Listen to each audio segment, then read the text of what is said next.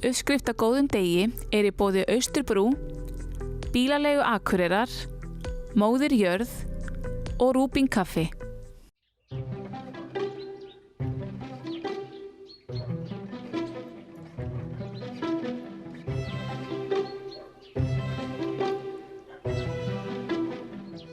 Ætli kaffibóllinn bragðist öðruvísi upp á öræfum. Þynnra loft, þynnra kaffi. Slíkar vangaveltur fjúka út í veður og vind þegar útsýnið á Möðrudal blasir við.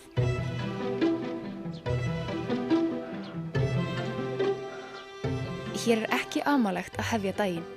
Í fjallafaðmi með sjálfa drottninguna, Herðubreið í bakgarðinum.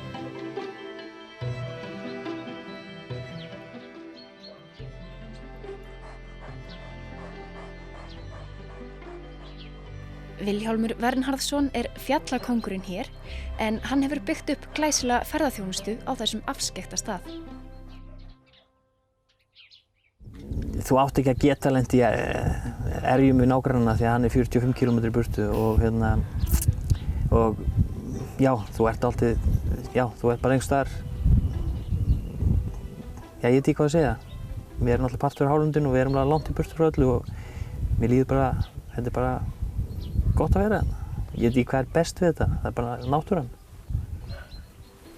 Elstu heimildir eru 963, en þær heimildir segja það að það hefur verið byggð allavega þó nokkuð áður en það, svoleiðis að, já, það ekkert fyrir víst, en það allavega eitthvað fyrir 1000, þó nokkuð fyrir 1000. Við erum með hótel, við erum með gistiheimili, við erum með tjaldstæði, veitingastað, bjóðum upp á dagsferðir í Öskju, dagsferðir í Kverkfjöll, gönguferðir á Herðubreið, gönguferðir á Kverkfjöll og gætaðar. Og já, reynum að nýta bara það sem að landið og svæðið býður upp á og erum, já, með þetta alltaf fjölbreytta þjónustu svoleiðis. Húsin í þessu afskekkta þorpi eru flest byggð í svipuðum stíl. Ég lærði smíðar og lærði svo hlut til aðeins torfhleðslu og svoleiðis. Svoleiðis að það var einhvern veginn aldrei nein spurning að byggja allt í ferðaþjónustunni í þessum stíl. Vekur það athygli finnst þér?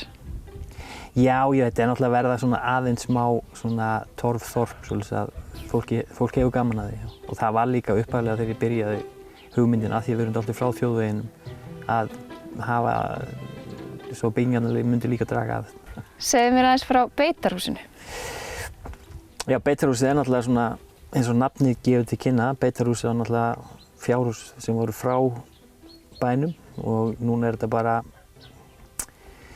já, svona afleggjara fjallakaffi, veitingastafur við þjóðveginn svo að fólk, það ekkert allir að taka þennan 7 km krók, svo að nú getum við stoppað við afleggjaran hérna heim og fengið sér svona það helsta sem við bjóðum upp á hérna heima. Svona, já, létta veitingar, bakkelsi sem við bökum og súpur og eitthvað svoleiðis. Svo að þetta eru svona bara, já, þannig að þetta eru bara beitarhús, þannig að beitum við ferðamanninum.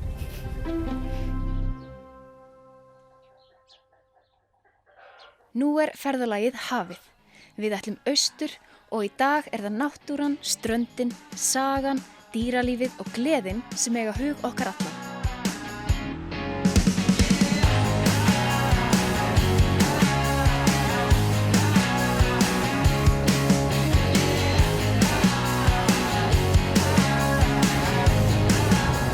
Jæja, Rakel, Burstarfell.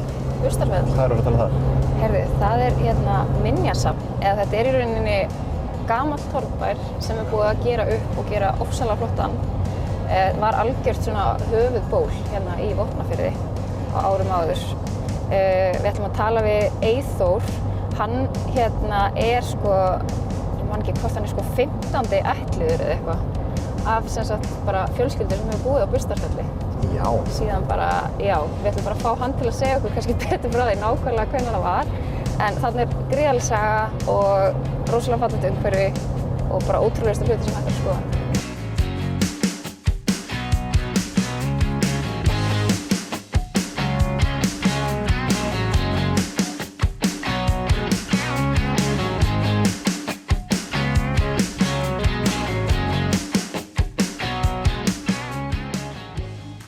Burstarfell stendur í Hofsárdal.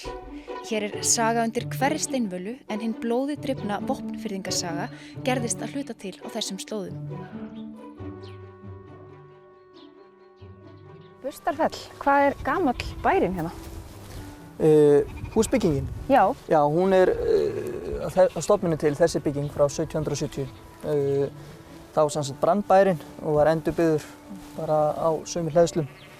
En hann hefur staðið hér í þessari mynd mun lengur. Er það ekki rétt hjá mér að þú ert fjölskylda þín búin að vera hérna ansi lengi? Jú, síðan 1532. Ég samsagt 15. ættliður og það var einmitt langafi minn sem að Metúsalemsson sem að Metúsalemsson? Já. Segðu það 15 sinnum.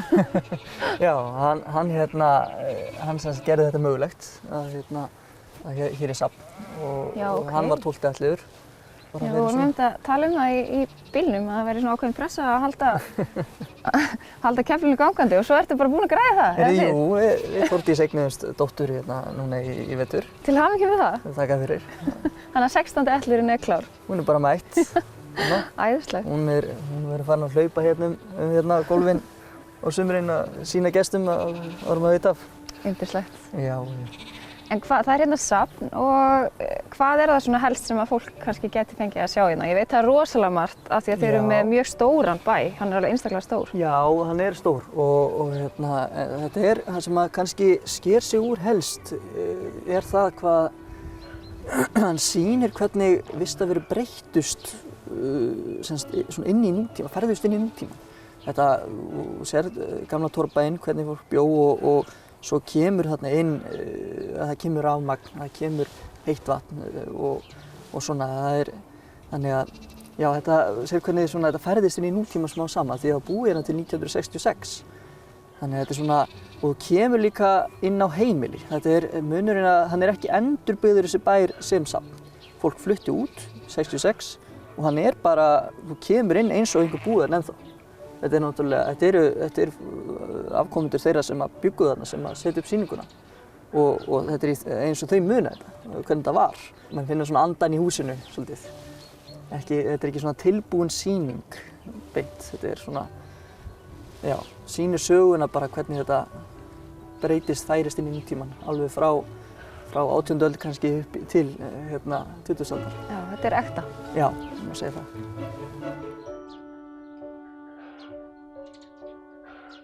Þórdís, segðu mér aðeins frá hjáleigunni. Já, hér erum við bara með lítið, notalegt, sveitakaffihús og við bökum allt sjálf og reynum að hafa svona eitthvað fyrir alla.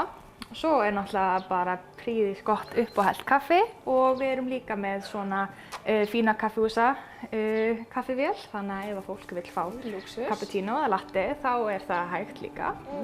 Og við viljum bara að fólk komi hérna og hafi það notalegt og við gerum mikið upp úr því að kökurnar séu bara mjög góðar og hérna, já, allt heimabakað, já. En það er ekki bara sögur af mönnum sem liggja í loftinu á Burstarfelli, einnig af álfum og tröllum. Já, þetta er Þuríðarfoss, rennur úr Þuríðarvatni, áin heitir Þuríðará og þarna er hjáleiga sem heitir Þuríðarstaðir. Já. En hver var Þuríður? Já, það voru tvær tröllkonur sem heitir Þuríður. Báðar? Báðar. Einan það bjó hérna upp á fjallinu og hinn hérna niður í brekkunum og báðar lifðu á silungi í vatninu og það er nú til saga af því að svona þjóðsaga að einhvern tímann var ágreiningur þarna á milli, þannig að sú sem að bjóð þarna uppi, hún setti net fyrir útfallið þannig að það kæmist engin silungur niður til hinnar, þannig að þá var hún helviti reið og lagði álu á vatnið. Ég man ekki að hljómaði nú einhvern veginn svona, leggi á og mæli með að í þessu vatni muni aldrei veiðast neitt nema hornsíli og öfugugar. En það var víst raunin og hinn var alveg öskuill og hljóp niður fjalli og þær slógust niður í brekkunum og þangað til báðar drápust. En það skrítna var að þarna var alltaf óætur fiskur. Þannig að menn fundu alltaf skýringar á flestu, sko. Það var helviti skrítið. Já. Hefur smakkað fisk úr þessu vatni? Já, ég hef gert það, reyktan. Reyktan öfuga? Já, það einhvern veginn aldrei, í þessu vatni þó þessi góður fiskur í öllum vötnum, þá hefur aldrei verið einhvern veginn bragðgóður fiskur í þessu vatni nema bara á smá tímabili. Afi minn skipti fiskistofnana í vatninu og fekk fínar bleikjur þarna. Það var bara fín bleikja þarna í þó nokkuð mörg ár.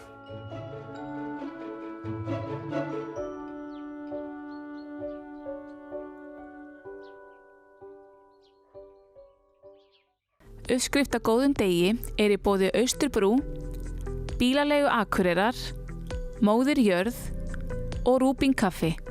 Þó það væri freistandi að dvelja lengur í sveitasælunni á Burstarfelli, þá tími til kominn að halda ferð okkar áfram.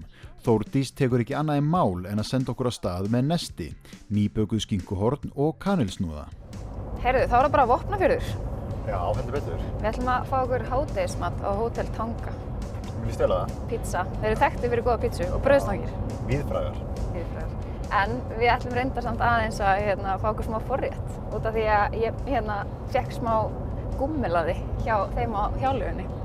Já, ég var alveg varð við það. Við ætlum að geyma þetta þangað til að þetta væri komið í mynd, en þú ert eiginlega búið með þitt. Já, ég var svöng. Gráðu það dýrið þitt. Heyrðu, Vopnafjörður næst. Vopnafjörður! Vopnafjörður.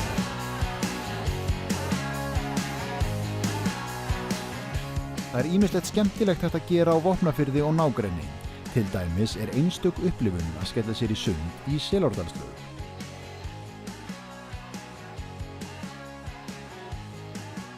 Á Vopnafirði höfðu við hugsað okkur að næra okkur vel fyrir langan dag. Það aldeilis upplagt að skella sér á Hótel Tanga, en orðið á götunni að pitsurnar þar séu algjört lostæti.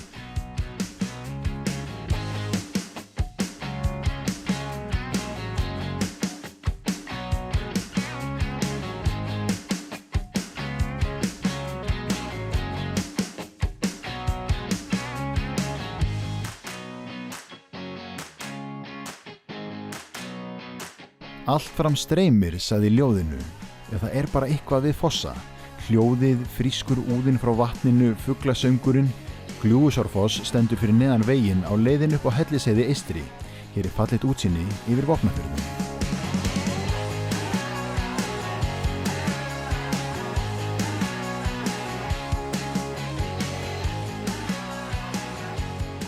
Hellisheiði eystri bara opinn á sumrin. Þessi bratti fjallavegur allt í senn, ævintýralegur og framandi. Syðst á heiðinni brekka sem heitir Fönn. Ef snjóa leysir alveg í lok sumars í henni, tala heimamenn að harður vetur sé í vændum.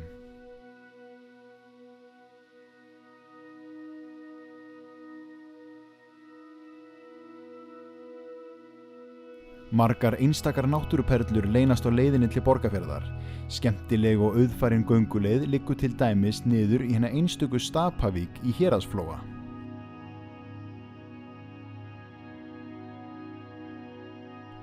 Vatnskarðið og Dyrfjöllin mikilfengleg. Réttast væri að trúa því að við verum komin úr uppskrift að góðum degi í dramatíska senu í Hringadrottins sögu. Það þó ekki svo. Í staðinn fyrir blóðugt stríð góðs og ills ætlum við að láta dekra við okkur á Blábjörgum. Í gamla frystihúsinu í miðju Bakkagerði á Borgarfirði eystri finnum við Blábjörg. Húsið var byggt árið 1946 og hófst vinnsla þar 2 árum síðar en laðist af seint árinu 1991 og stóð að mestu ónotað þar til hjónin Auður Vala Gunnarsdóttir og Helgi Sigurðsson sáu í því mikla möguleika og hófu uppbyggingu 2006. Hér má í dag finna glæsilegan veitingastað, gistiheimili og spa með pottum og gufu í fjöruborðinu. Ekki skemmir þá fyrir að hér farið að brugga landa og gin. Og nei, hér erum við ekki að tala bílskúrsbrugg í notuðum fantaflöskum, heldur landa og gin eftir kúnstarinnar reglum að borgfiskum sið.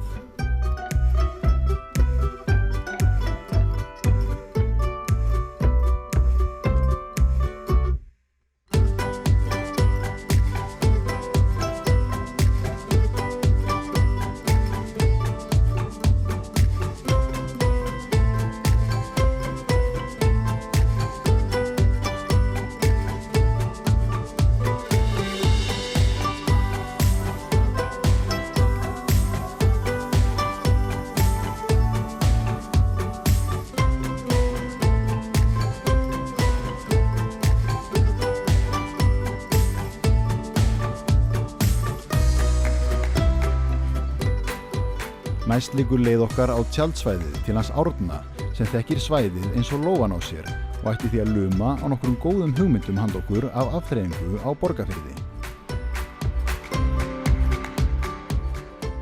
Ég fór í það að svona pæla í því hvernig það væri að vera með hjólaleiðir hérna og vera leiðugt hjól og vera með ferðaþjónustu.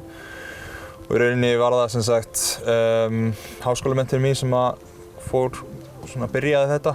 Í rauninni þá fór ég að gera rannsóknir á fjallahjólaleiðum og keypti hjól fyrir styrkinn og byrjaði bara að leigja út. Og núna sem sagt að fara í meiri svona framkvæmda vinnu við landið og að gera fjallahjólaleið hérna á svæðinu núna sko. Nú Borgarfjörður Eystri þekktur fyrir mjög fallegar gönguleiðir og segir okkur frá þessum leiðum og þeim leiðum sem þú beinir hjólafólkinu á. Það margar leiðir á Borgarfirði sem eru bara á heimsklassa. Það ekkert annað hægt að segja það sko. Við erum náttúrulega með Víknaslóða gönguleiðina sem 4 daga bara paradís, bara algjör, bara fáránlega flott í rauninni, bara á heimsklassa og fólk bara veit einhvern veginn ekki alveg nógu mikið að því finnst mér sko. Og svo erum við náttúrulega líka með Stóruð sem bara algjör perla og í rauninni einn af fallegustu stöðum á landinu eða ekki heiminum að mínum að sko. Svo getum við ekki annað en minnst aðeins á Dyrfjöllin þegar við erum staddir hér. Sko Dyrfjöllin eru náttúrulega setið sem svip á landslagi hérna sko. Þau eru náttúrulega hluti bara, þau eru bara svona hjarta staðarins og þau eru bara í öllu sem að gerist á Borgarfirði. Þau bara einkenna firðinn algjörlega og náttúrulega eins og segi Stóruð eru hluta af því. Bara hluta af þessari paradís þar sko og bara lengi hægt að skoða sig í Dyrfjöllinum og ég meina, við fórum í gönguskíðaferð, við vorum með gönguskíðaferð hérna í samstarfi við Blábjörg og Fjallakofan og við fórum hringinn í kringum Dyrfjöll, meðal annars í Stóruð og það bara var algjör klikkun sko, það var ótrúlega flott. Og ég meina, ef maður séð Dyrfjöllin þá bara, það ekki eftir snúið sko.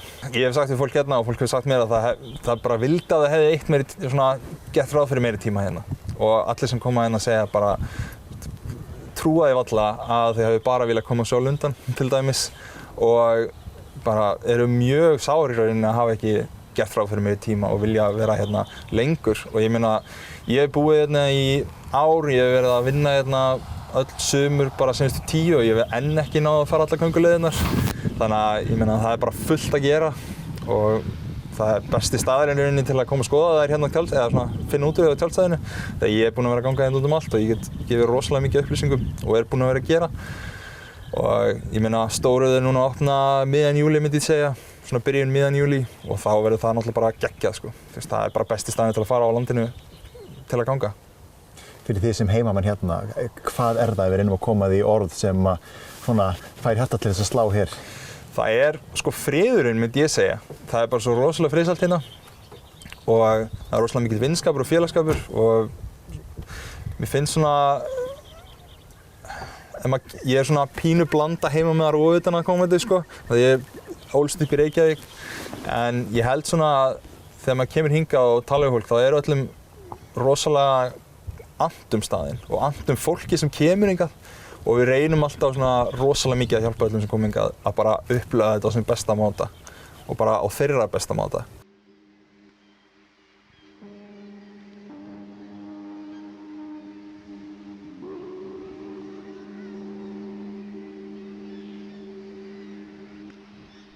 Nú fer dagurinn senn að taka enda, óneitanlega svolítil þreyta í fólkinu eftir viðburðaríkan og skemmtilegan dag. Við tékkum okkur snöggvast inn á Hótel Álfheima, þar sem hlý og góð sæng bíður okkar, en ekki alveg strax.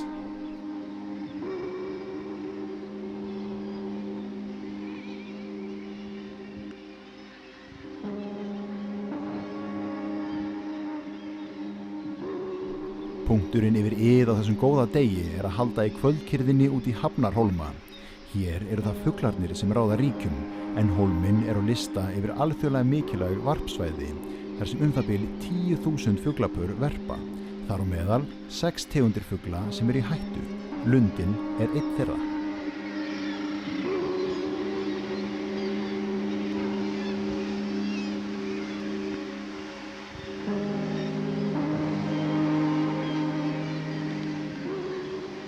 Ég get ekki betur séð en þessi lundar séu eiga nokkuð góðan dag líka. Já, eru bara léttir í lundu. Heldur betur. Þetta alveg fyrirsettur, þeir alveg til að taka mynd af sér og bara sitja og chilla. Já, heyrðu, þeir eru mjög slakkir sko. Já. En ég meina við erum líka slökk. Já. Þetta búin að vera fínasti dagur. Já, dásamlegt líka bara endan hér í þessari kyrrð og fegurð.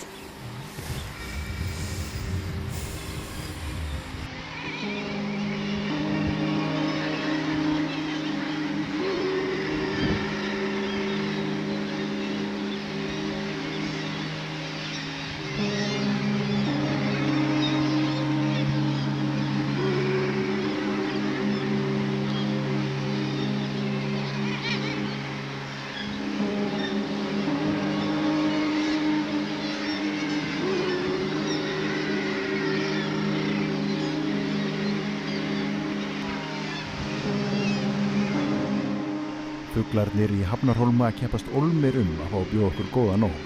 Við ljúkum ferðalagi okkar við ysta haf með stórbrotnu útsýni yfir Borgarfjörðinn í einstaklega góðum félagsskap.